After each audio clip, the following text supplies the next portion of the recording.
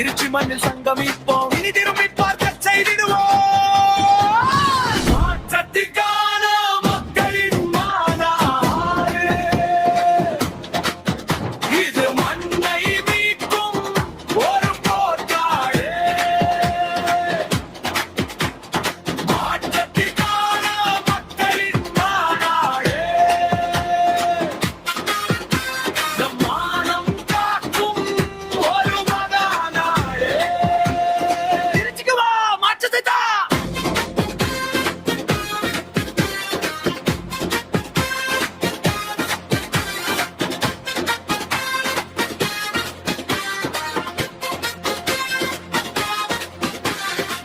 ஊழல் அரக்கனை ஒழிக்கணும், நம் உரிமை நீளத்தை மீட்கணும், விவசாயியின் கண்ணீர் துடைக்கணும், நம் வீட்டு பிள்ளைகள் ஆளணும்.